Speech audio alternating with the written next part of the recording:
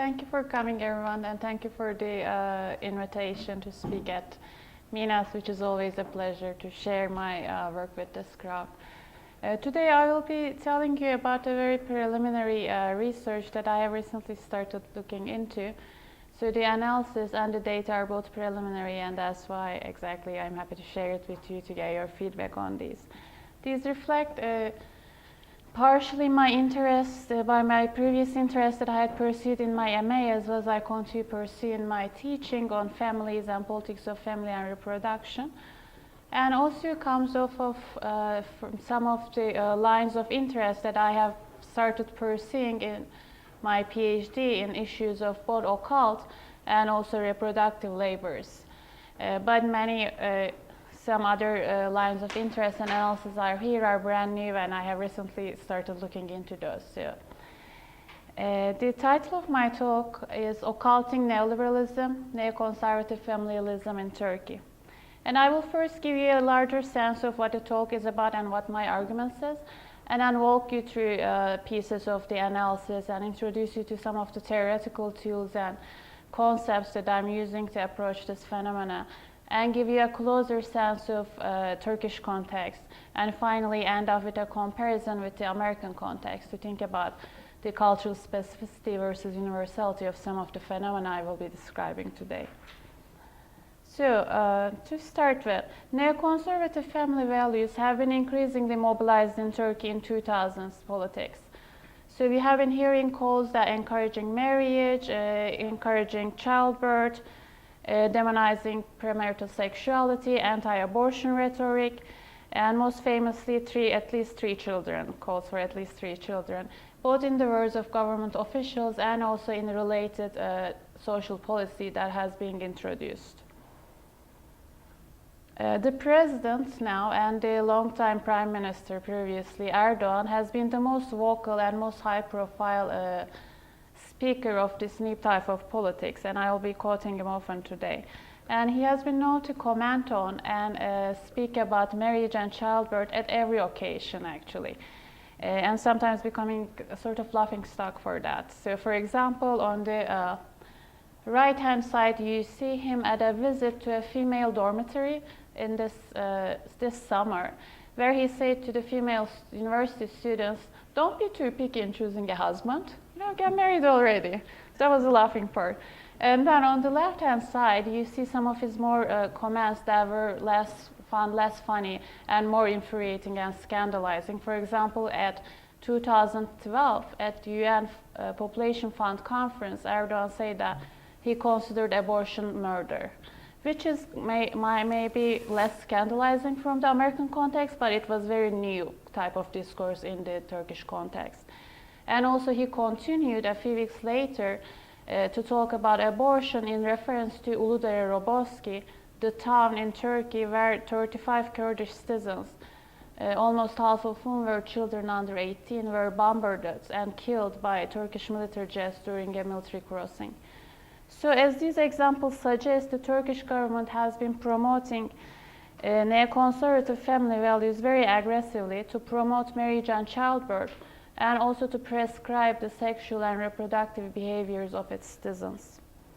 Strikingly, government officials do not shy away from admitting that the reason behind these calls for more children is securing an abundance of cheap labor.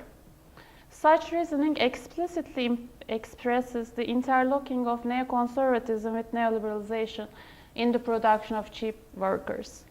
Neoliberalization does that by creating a less unionized, more precarious, more flexible and disposable workforce, of course, and neoconservatism by enlisting women, especially poor women, to give birth to and raise children to populate that kind of precarious labor force. Such neoconservative discourse and policies didn't go uncontested, of course, and as you can expect, feminists and LGBTQ activists were the forefront in those who were mobilizing against such discourses and policies in protest. But perhaps more interestingly and unexpectedly, the citizens of Turkey, who are now well trained in neoliberal ethics of self-sufficiency and financial responsibility and individual responsibility, were not so easily convinced that they should get married and have children when they cannot afford it economically, so that the country has a cheap labor force. And it was in this context that we witnessed the emergence and proliferation of an occult discourse on children, with the main idea being that children are blessings. In 2008, Women's Day, 8th of March, Erdogan has said, and has been since then repeatedly saying and personally testifying, that children are blessings. And blessings I'm translating from bereket in Turkish and barakat in Arabic, which can be also translated as abundance and fertility. In contemporary use in Turkish, bereket is often used to make a wish of abundance, for example, upon a business. So you open a new business, for example, or in an agricultural sense, or even in terms of household economics. And you can say, bereketli olsun, or Allah bereket versin. So may it be blessed, or God bless. So it is often said in business interactions then to wish for continuing and improved economic gain. So when you purchase something, you say bereket versin, bereketli olsun. In this context, saying children are blessings suggests that families who have children will be supernaturally blessed with increased material resources. And what is most interesting to me in this context is that having several children is recommended not simply on conservative grounds that it is the morally right thing to do or the religiously preferable thing to do, but on occult economic grounds that such behavior will attract celestial material blessings. Thus, I argue, Neoconservative Familialism-brand Turkey reflects the structural affinity of neoliberalism with the occult. Now let me go a little deeper into some of the terms that I've been using here, such as neoliberalization and neoliberalism, and later neoconservatism and in relation to occult. Scholars of global capitalism have noted expansively that the global neoliberalization of the world economy, as well as the accompanying hegemony of neoliberal discourses. And here by neoliberalization, I'm referring to economic restructuring programs that promote the regulation of markets, liberalization of capital flows, privatization of both commons and also public properties, etc. And by neoliberalism, I'm referring to accompanying political discourses that promote such economic policies and also exalt values like free regulating markets, individual financial responsibility, self-sufficiency, etc. Some scholars of neoliberalization, such as anthropologists Jean and John Comaros, have argued that there is a structural affinity between neoliberalization of the economy and the popularization of occult ideas, beliefs, and practices, saying that there is a fit between such economic phenomena of neoliberalization and cultural forms of occult thinking and belief. Comaros have used the concept of occult economies to refer to the proliferation of New Age and occult beliefs and practices, and this is a global phenomena, in times of neoliberalization. They claim that there is a selective affinity between these cultural phenomena and the seemingly occult nature of neoliberal economy. The disappearance of industrial production, along with the increased role of finance capital, which relies on futuristic speculative value assessments, occults the processes of capital accumulation under neoliberalization.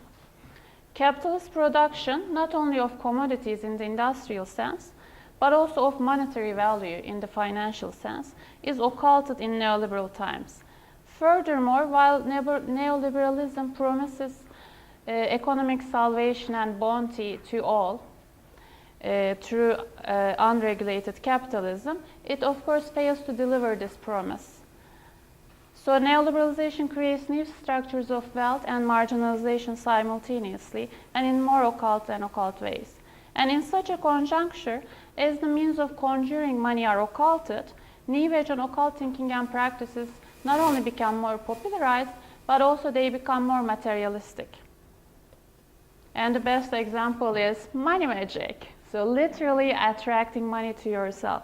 And practices and ideas are such as these have enjoyed a lot of global popularity, as evidenced, for example, by the transnational bestseller book, transnational both in Turkey as well as in the United States, of Law of Attraction, of movies like The Secret.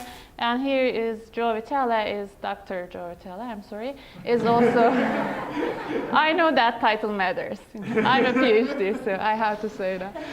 So Dr. Joe Vitale actually was featured in the movie Secret, and in his book and his various CDs, etc., he tells about how to attract money to yourself supernaturally through putting wishes out in the universe, basically.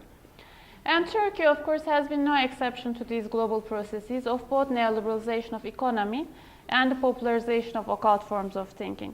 Turkish economy has been neoliberalizing since 1980s in the context of larger global economic transformations.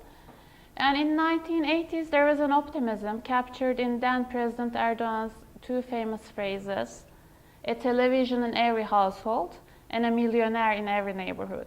So the promise was that every citizen would be free to consume, and that every citizen would have, if only small, chance of getting rich. But this promise, of course, didn't hold up in the context of deregulation, privatization, and neoliberalization of economy, which brought both unseen opportunities of sudden enrichment and conspicuous consumption, but also marginalization and economic precarity for the many. And during the 1990s, this optimism was increasingly replaced by a disappointment, and crisis became the keyword to describe political and economic environment in Turkey. It was in this context that political Islam raised to power, preaching social justice. And by 2000s, the multiple terms of AKP governments brought increasingly unabashed neoliberalization policies, albeit alongside increasingly privatized charity systems, as well as some clientelist distribution of social assistance. In such a context, occult economies have proliferated in Turkey as in elsewhere. And in my larger work, some of you are familiar with, I'm talking about commercial divination as a reflection of these occult economies and their proliferation. But today, I seek to pursue a different avenue to look at the affinity between neoliberalization and occult. As I have described, scholars looking at economic realm in the classical sense, which is the realm of production of economic value, have argued that neoliberalization, in a sense, occult these processes of production and capital accumulation. Drawing upon this body of work, but bringing some feminist insights in dialogue with this body of work, I now want to turn to the economic realm from a feminist perspective, which is the realm of reproduction, the realm of women's usually unpaid and sometimes lowly paid family labors, including childbirth, childcare, housework, and elderly, sick, and disabled care. And from a feminist perspective, these reproductive labors are essential to economy, as they are exactly what produces and sustains a labor force, and a cheap one if the desired hold, right? So feminist scholars such as Silvia Federici have shown that how capitalism profits from patriarchal family arrangements and gender roles through reproductive labors of women, which create and sustain workers for the capitalist labor force, both on a daily basis, but also in the sense of producing actual human beings. And patriarchal ideologies, including neoconservative familialism, occults the fact that women's reproductive labor actually produces economic value and sustains the whole system of capitalist wage labor. Here I prefer the term neoconservatism, say as opposed to conservatism, to emphasize that this is a self-reflexive, almost nostalgic reprisal of tradition. Neoconservatism often works in tandem with familialism, which connotes a normative emphasis on family and what gets retrospectively called traditional family values. So I want to emphasize this neoconservative familialism in order to say that this is not a simple endorsement of what citizens have been already traditionally, without reflection, have been and is doing. This is rather a call to reclaim and revalue conservative family values by already modern citizen subjects who have a reflexive relationship to tradition. So this is the larger framework in which I'm thinking about capitalism and patriarchal ideologies. But we can ask what happens in particular during neoliberalization to this process. And feminist scholars who have been studying neoliberal economic restructuring globally and in Turkey have shown that reproductive labors get intensified during neoliberalization.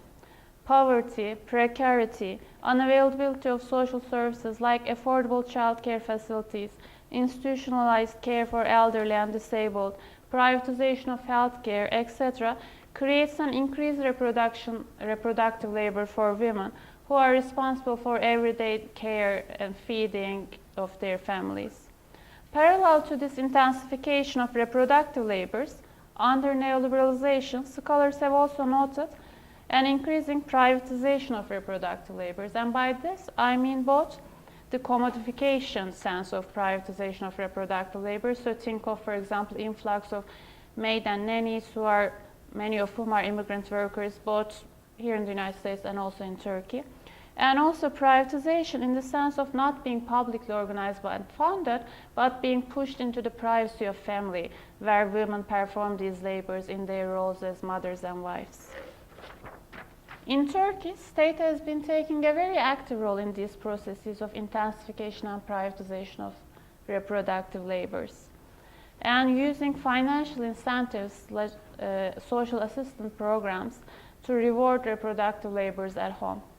For example, in a recent campaign that started in 2005 called Back to Family, the state started providing a minimal financial support to families in return that they take back the children that they had placed under state custody and care to care for them at home.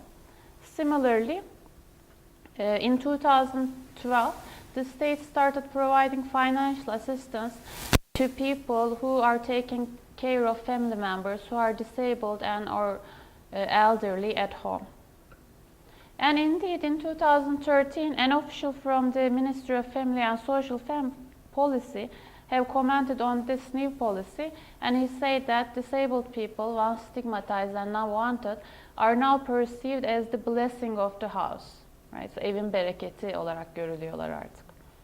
The blessing here, of course, is coming directly from the state social, material assistance. There isn't much celestial blessing there. But when packaged as a blessing and when framed as such, both the productivity of women's reproductive labors and the state's role in directing that flow of reproductive labor gets occulted. One question that you might have, so how can we understand this in terms of neoliberalization, given that you're talking about state assistance, state giving money to people? Haven't we learned that through neoliberalization, states would entrench and leave the welfare realm behind, kind of? Even the early scholars of neoliberalization and globalization have expected that. Actually, data shows today that the states globally spending on social assistance have not diminished. However, it has changed its form. While earlier forms of welfare rights, such as public health care and employment-based benefits, have been increasingly dismantled globally, we are seeing other forms of social assistance emerge under context of neoliberalization. There is a trend of states, for example, working increasingly with private charities to distribute social assistance to the needy and to the well-deserving. There is also a trend of putting assistance recipients to work. In the United States, often gets called workfare. There are also encouragement of certain behaviors that are perceived as desirable and financially responsible, such as looking for work or marriage itself that gets rewarded, again, in the American context, for example, in form of social assistance. Such state assistance, to a certain extent, mitigates the increasing financial vulnerabilities and precarities brought by neoliberalization, soothes fears of social unrest, and also helps protect political stability, especially in the Turkish case where the distinction between the state and government is increasingly blurred. Such assistance also functions as a form of political clientelism, connecting citizens to the ruling party through patronage. Such forms of state assistance, importantly, also help intensify and privatize reproductive labors, placing the responsibility of caretaking in the family onto the women, thus subsidizing a cheap labor, the production and sustenance of a cheap labor force. So it serves both neoliberal and neoconservative agendas. To summarize, I argued that when we look at processes of neoliberalization, not just in the formal economic realm, but in the realm of family, of reproduction from a feminist sense, it is easier to see why neoliberalism aligns so well with neoconservatism. Neoconservative discourses emanating from the state and prioritizing family help intensify the extraction of reproductive labors from women through naturalized gender roles in the family. And through this alignment between neoliberalization and neoconservatism, we have been increasingly and globally seeing a rise in what gets called politics of the intimate. So globally, we have seen politicians and statesmen speaking more and more about family, reproduction, how many children to have, how to give birth, sexuality, abortion, etc. And to situate this neoconservative turn in the Turkish context and to give you a sense of how new it is for Turkish politicians to be, demanding more children, talking about these issues, let me put that in context of the history of population politics in Turkey a little bit. In Turkish context, the state started using modern population governance techniques such as surveys during the Ottoman modernization. And starting from late 19th century to well into 1960s, actually, Ottoman state and later the Republic of Turkey have adopted a pronatalist policy promoting population growth. This meant banning abortion, criminalizing contraception, rewarding childbearing, not only with money, financial incentives, but even with state medals, which you could get if you had more than a number of children in early Republican years. And population increase was seen as instrumentally necessary for the political and economic well-being of the nation. And this issue was not discussed in the political spheres in terms of what's morally right or wrong, or in terms of women's rights, but in terms of developmentalism and the desired survival and well-being of the nation and the state. And in 1960s, the same kind of reasoning, but in reverse, was then used to turn things around in line with the global trends in population policy, which said that population growth impedes economic development in the third world. The state adopted an anti-natalist policy, and in 1965, National Population Planning Law was passed. The state started providing contraceptives, mainly intrauterine devices, and in 1983, abortion was legalized up to 10 weeks. And as a result of these, and also larger, of course, socioeconomic transformations and demographic transformations, today total fertility rate is around 2.1 in Turkey, which is almost reproduction rate.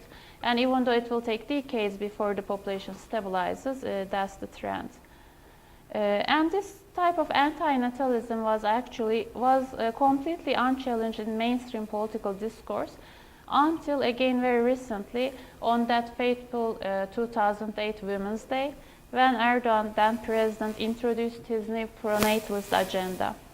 He picked up a toddler boy along with his wife, as you can see, and posed to the journalist, and he said, "My dear lady sisters," I'm quoting, "I'm not talking to you as a prime minister, I'm speaking as a worried brother." He explained that Western countries who are suffering from an aging population are jealous of Turkey's young population that keeps growing and growing. So they want to destroy us, and that's why Turkish women shouldn't fall into the trap of those who want to destroy our country by letting our young population age. And he said, if you don't want our population to decrease, every family should have at least 3 children.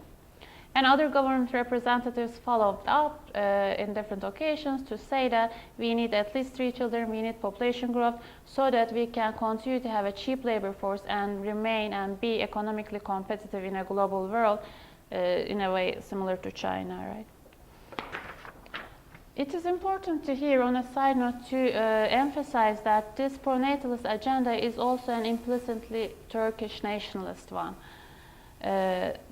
Not only Erdogan refers to anti-natalist policies as a plot of Western powers against Turkey, which makes this nationalist, But also his call for 3 children is an implicitly Turkish nationalist one, in the sense that in regions in Turkey where Kurdish population is dominant, the fertility rates are already well above 3, actually a little above 5 children. And even on a decreasing trend, the regional difference is very stark. So Erdogan's recommendations are not relevant or even meant for the Kurdish population. And since 2008, Erdogan has been repeating the call for at least 3 children on every occasion, and actually he recently increased it to 4.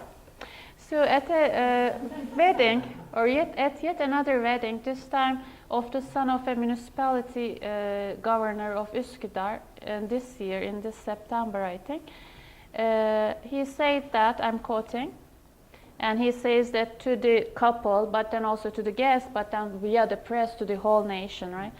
I always offer this one advice. I suggest that you make sure to record this. Is the advice of a father or of a president? So you choose it. Our beloved prophet says that, I will take pride in the multitude of my community of believers in the eternal world. When I was the prime minister, like last year, an uncle told me to insist on at least 3 children by saying this, and he's quoting from that anonymous uncle, right? 1 is lonely, 2 is rivalry, 3 is balance, 4 is blessing, and the rest is the generosity of God. It rhymes in Turkish, so I'm going to read that. 1 olur garip olur, 2 olur rakip olur, 3 olur denge olur, 4 olur bereket olur, gerisi Allah kerim. And he concludes, this is what I expect from you, the couple and the nation. Of course, this agenda, pronatalist agenda, is not only a nationalist one, but it's also a very explicitly heterosexist and moralist one. So these children, these more than 3 children, are expected to be born exclusively to married heterosexual couples, and hence his favorite place of making this call is, of course, marriages that he frequently attends.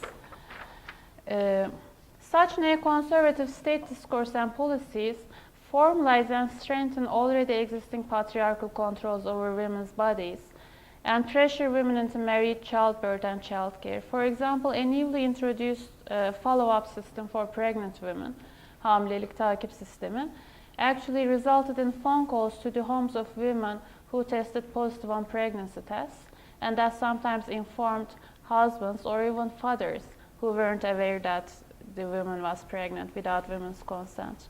On the less punitive and less scary side, I guess, in 2013, months after that visit that I showed you to the female student dormitory, a new law was passed to cancel student loans for those students who got married while still college students. So as you can see, there is a lot of push for marriage and earlier marriage, and also for having more children. And there has been, of course, resistances and or obstacles to this pronatalist agenda. And as you can expect, the main resistance came from feminists as well as LGBTQ activists.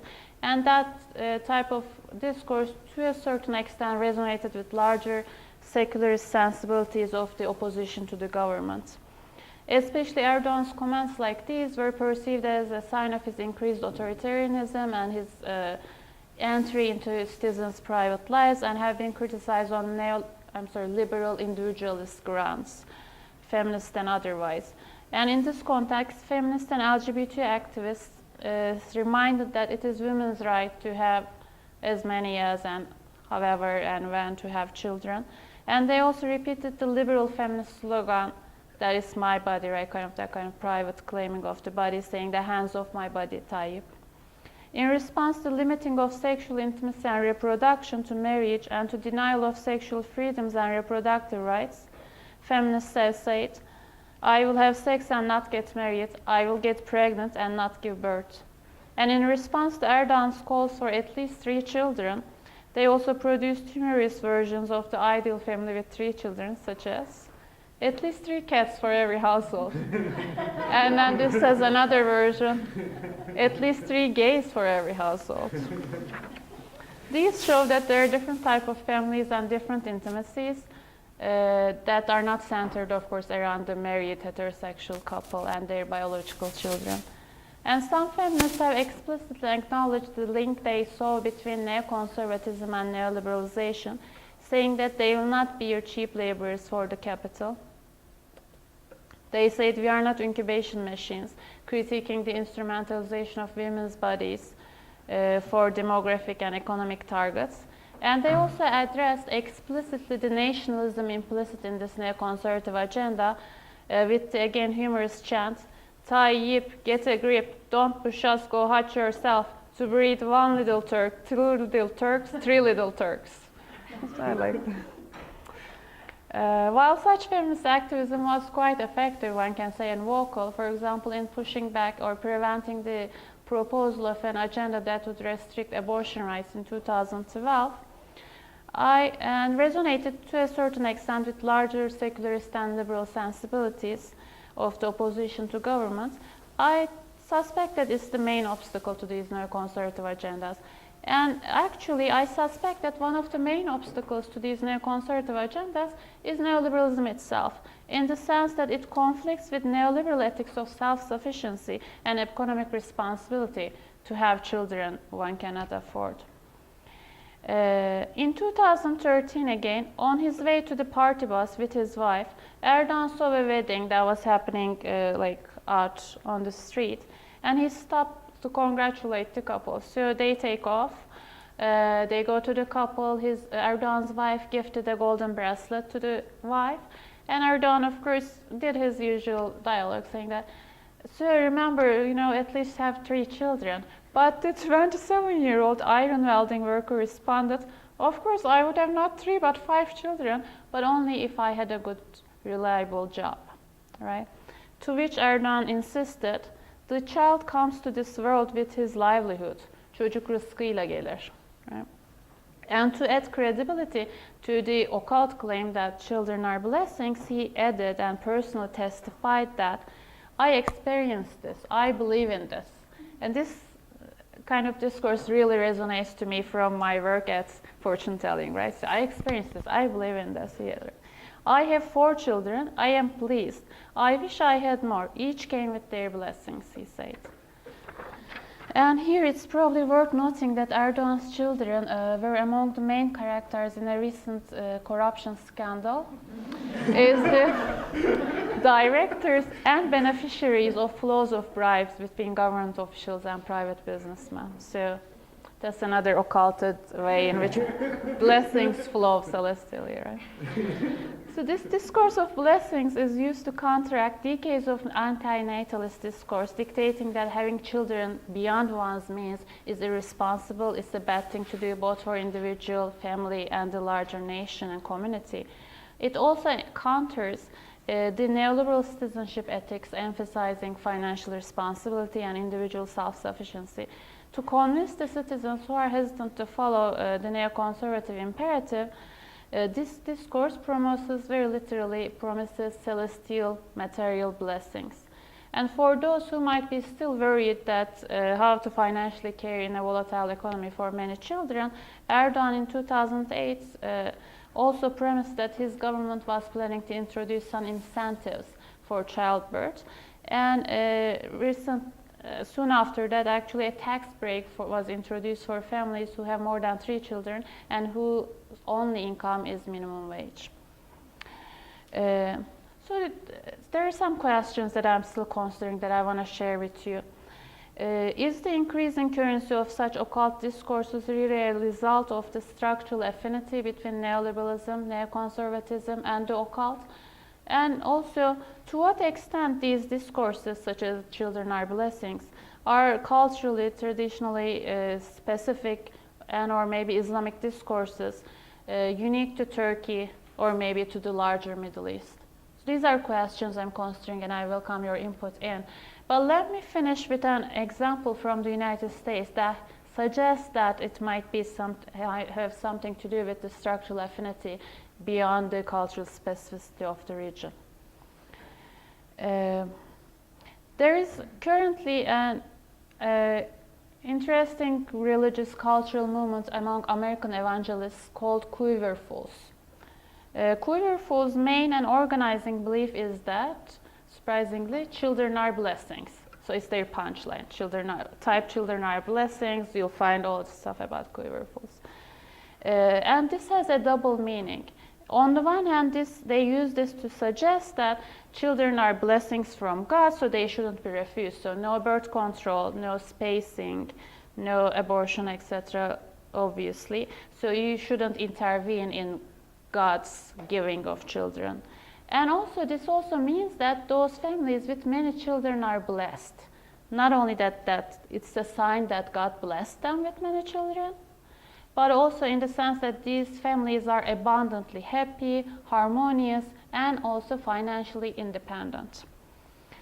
As you can imagine, this discourse comes with an exaltation of patriarchy and traditional family values, and women's submission to God and their husbands are encouraged, and in this model, women are to have as many children as possible and stay home to raise them. So this is the kind of ultimate maximum extraction of reproductive labor from women.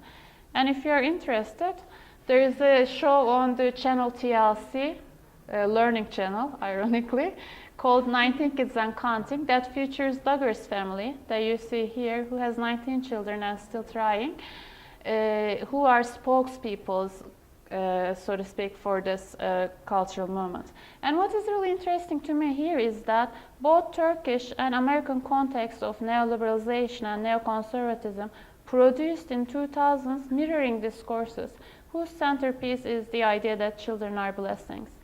It would be, of course, very interesting, and I'm thinking whether there are ways to do this, to do a research on to what extent, whether and how these discourses circulate transnationally. And it must be noted that there are many differences between the Turkish and American case of children are blessings. In the Turkish case, the discourse emanates from kind of top to down, from state to society, and is backed up, supported by all kinds of financial, social assistance programs. In the American case, it's kind of bottom-up discourse that's emanating from these religious groups. And also there is a heavy emphasis on financial independence, particularly from the state. Nevertheless, what is common is the occultation of reproduction and the resulting justification for intensified extraction of women's reproductive labors in a neoliberal, neoconservative time. And this commonality, I feel, suggests a structural affinity between neoliberalization, neoconservatism, and the occult. Thank you.